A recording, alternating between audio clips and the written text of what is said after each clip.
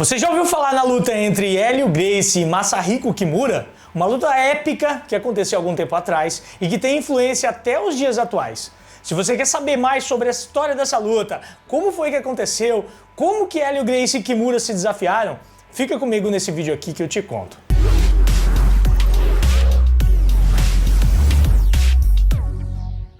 Você curte camisetas de jiu-jitsu? É claro! Então você vai curtir demais a nossa marca Harai. Harai é uma marca aqui do Muito Mais Ação Jiu-Jitsu, que além de camisetas iradas da Arte Suave, você também tem acesso a vários outros produtos. A Harai tem novidade toda semana, tenho certeza que você vai curtir. São produtos de alta qualidade, feitas de jiu-jiteiro para jiu-jiteiro. Então casca grossa de verdade, não perde tempo. Corre que tem link na descrição para nossa loja. E aí guerreiros, tudo certo? Eu sou o Jaime do Muito Mais Ação Jiu-Jitsu. Se você como eu gosta de ouvir histórias e conhecer os principais personagens que criaram e que ajudaram a criar o nosso jiu-jitsu, esse vídeo aqui tá especial. Nós vamos falar sobre a histórica luta entre Hélio Gracie e Masahiko Kimura. Onde foi essa luta, por que rolou essa luta, qual a história por trás dela pro jiu-jitsu e, é claro, qual foi o resultado dela e por que ela é lembrada até os dias de hoje. Então, se você gosta de jiu-jitsu, gosta dessas histórias, eu vou te convidar para você já deixar o like maroto nesse vídeo aqui, se inscrever no canal e ativar o sininho para você não perder mais nenhuma novidade. Fechado? Isso é muito importante pro meu trabalho, para que mais gente consiga conhecer o jiu-jitsu, mais gente possa aprender jiu-jitsu e com toda certeza isso ajuda o nosso jiu-jitsu a crescer.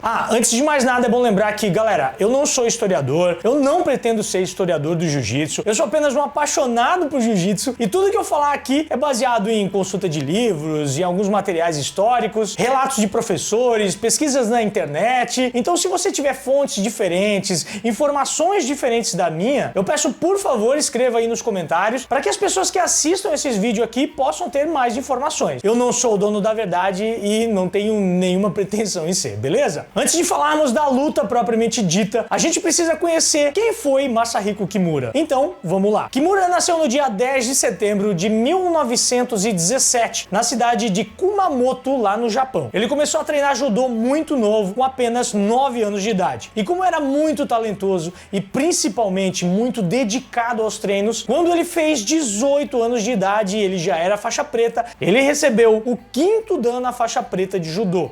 Apenas 18 anos de idade. E com 18 anos de idade, Kimura foi campeão japonês do nível colegial, que é um nível antes do profissional, digamos assim. Seu primeiro grande título na época. E com esse título, ele conseguiu ser o primeiro estudante a participar do campeonato profissional de judô no Japão. E, meus amigos, ele foi lá e logo na sua primeira participação, ele venceu o campeonato profissional de judô no Japão. Tem ideia do quanto isso é brabo? Porém, como todo grande atleta, ele ficou bastante preocupado com esse campeonato, pois numa determinada luta ele acabou tomando um vazare. E para quem sabe, para quem conhece um pouco de judô, sabe que vazare é uma pontuação muito alta, né? É muito próxima ao ippon no judô. E tomar um ippon no judô é terminar a luta na hora, perder a luta na hora. Como ele ficou com medo de tomar um ippon, de perder, ele fez com que ele voltasse para academia e traçasse um plano de treino para que ele continuasse vencendo o campeonato profissional de judô pelos próximos 10 anos. Essa mentalidade ele fez com 18, lembre-se disso. Além dos treinos de judô, Kimura também fazia um insano treino físico, que consistia em diversos movimentos com centenas de repetições. Entre elas estavam ficar de cabeça para baixo, se equilibrando na própria cabeça contra uma parede, fazer centenas de agachamentos completos, aquele quebrando a paralela, né, com um parceiro de treino nas suas costas, fazer mais uma centena de flexões todo santo dia. E é claro, além do treino de judô, né? Uma das histórias mais famosas de Kimura é que ele treinava muito o golpe Osotogari contra uma árvore, né? Ele ia lá na árvore e fazia entrada de Osotogari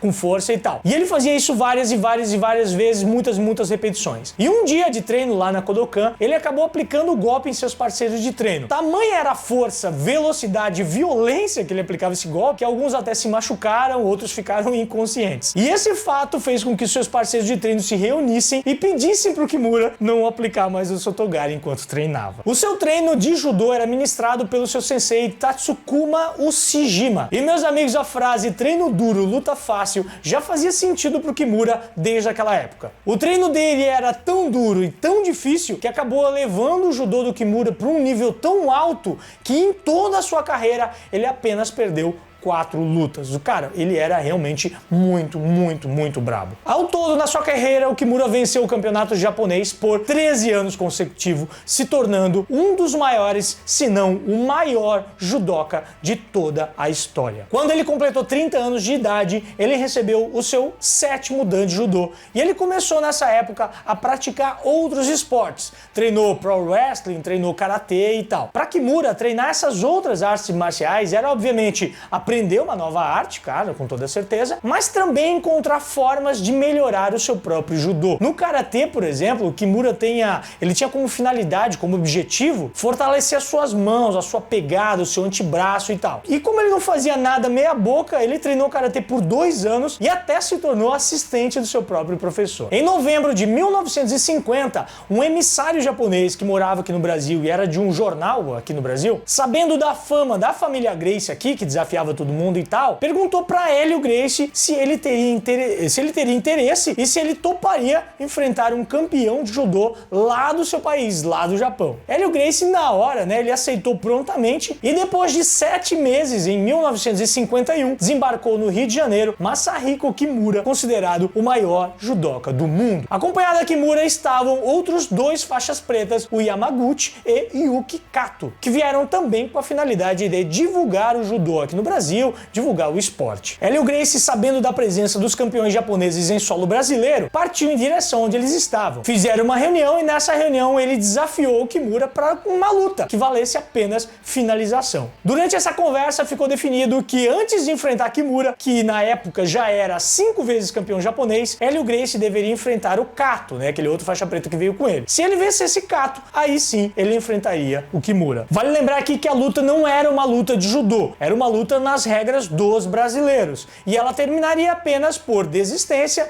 por finalização, ou seja, não existia pontos. E a luta entre Hélio Gracie e Yuki Kato aconteceu, e aconteceu 2 vezes. A primeira luta aconteceu no Maracanã e depois de 30 minutos de combate, ela foi definida como empate. Não satisfeito com o resultado, o japonês decidiu pedir mais uma luta, ele ia mudar a estratégia e tal, e essa luta aconteceu em São Paulo, 23 dias depois da primeira. O combate foi equilibrado, com o japonês aplicando muitas quedas em Hélio Gracie. Mas o resultado final, meus amigos, foi o mestrão Hélio Gracie apagando o japonês com a sua especialidade, que era o estrangulamento da guarda. Conforme haviam combinado, se Hélio Gracie vencesse Kato, ele enfrentaria Kimura. E, meus amigos, foi exatamente isso que aconteceu. No dia 23 de outubro de 1951, o Rio de Janeiro literalmente parou para assistir em pleno gramado do Maracanã a luta entre Hélio Gracie e Masahiko Kimura. Segundo alguns registros, mais de 20 mil pessoas compareceram ao estádio para assistir a luta, que inclusive contou com a presença do vice-presidente do Brasil na época, o senhor Café Filho. Em declarações prévias antes da luta, Kimura disse que venceria rapidamente o mestrão Hélio Gracie e que se demorasse mais de 3 minutos, o mestrão podia ser considerado como o vencedor daquela luta. Hélio Gracie, já na época com 38 anos, disse que essa seria a sua última luta e que ele encerraria a carreira independente qual fosse o resultado. O dia da luta chegou, Kimura se apresentou para a luta sobre uma chuva de vaias de toda a torcida brasileira e a torcida inclusive levou até um caixão pro estádio dizendo que esse caixão seria para Kimura. A torcida brasileira já fazendo uma arruaça já desde aquela época, Eu acho que o U vai morrer, deve ter nascido aí dessa luta. Depois de um tempo, Hélio Gracie se apresentou pro delírio de todos que estavam no estádio. Galera, eu não vou entrar aqui no mérito de dizer qual era a diferença de peso entre eles e tal, porque a gente não tem como afirmar. Alguns dizem que a diferença era apenas de 10 quilos, outros dizem que era de 20, e o que a gente sabe é que foi difundido grandemente que a diferença beirava os 30 quilos. 30 quilos a favor do Kimura. Porém, a gente não tem como confirmar isso. O que a gente pode afirmar de fato, vendo as imagens da luta e as fotos da época, é que a altura dos dois era praticamente a mesma, com uma leve diferença aí a favor do mestrão Hélio Gracie. Porém, o que aparenta e o que realmente a gente pode ver nas fotos é que o mestre Kimura realmente parecia bem maior e mais forte fisicamente que o Hélio Gracie, mas a gente não consegue registrar e dizer efetivamente qual era a diferença de peso. Não existe registro completo dessa luta, pelo menos não divulgado. Existem apenas alguns fragmentos espalhados pela internet desse combate, e o que podemos ver nesses fragmentos de imagens e tal é o Kimura arremessando o mestrão Hélio Gracie de maneira bem violenta com o Sotogari, caindo por cima dele, imobilizando com o Rokas HT tatame e alguns outros movimentos. Ele por cima, fazendo algumas movimentações, e o material disponível não passa de 2 ou 3 minutos de imagens, o que realmente é uma pena. O que temos de relatos é que a luta não demorou apenas 3 minutos, como o Kimura previa, ela demorou aproximadamente 13 minutos. E depois de quedar Hélio Gracie por diversas vezes com o Sotogari e o Timata, no solo o mestrão Hélio Gracie conseguiu usar sua guarda aí para esquivar os ataques do Kimura. Porém, mesmo assim, o japonês conseguiu passar sua guarda algumas vezes